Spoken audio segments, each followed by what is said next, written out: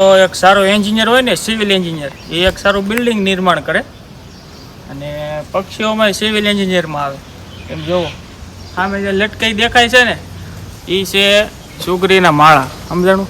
એટલે એ સુગરીના માળા છે. તમને ઝૂમ કરીને દેખાડું.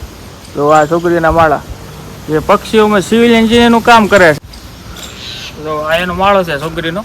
આ ઘણા ઓછા લોકોએ જોયો હોય છે સુગરીનો માળો. તો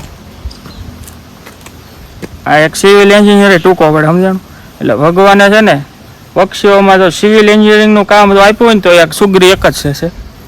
આમાં એક વરસાદનું ટીપું આવે, જેનું આમ તો જીવ નથી ન જઈ શકે. જોઈશું આવી રીતે લટકતો હોય, હવે નીચે પડ્યો હતો. એટલે આ કુદરતી એક બક્ષિસ કહેવાય. અત્યારે સુગરી કોઈ જોઈ નહીં હોય તો એમ જોઈ છે? સુગરી અત્યારે કોઈ નહીં જોઈ હોય. જે ગામડામાં કોઈક રહ્યું હોય મારી જેવો, એને સુગરી જોઈ હોય, એના માળા અહીંયા છે. એટલે એમ થયું, એટલે આવો સરસ મજાનો માળો હોય છે સુગરીનો, એમ જોવો છો.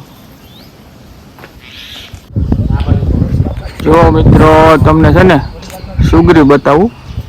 તમે કોઈ દિવસ સુગરી નહીં જોઈ હોય તો જે આ પીળા કલર ટાઈપના છે ને, જો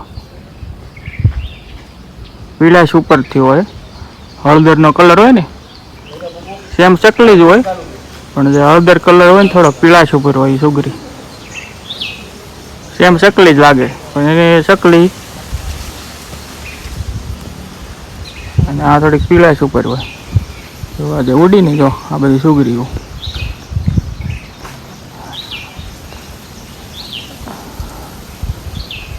અહીં એક બેઠી છે બકરી, માળામાં જાય છે. આવી હોય સુગરી, ચકલી જેવી જ હોય પણ પીળાશ ઉપર હોય.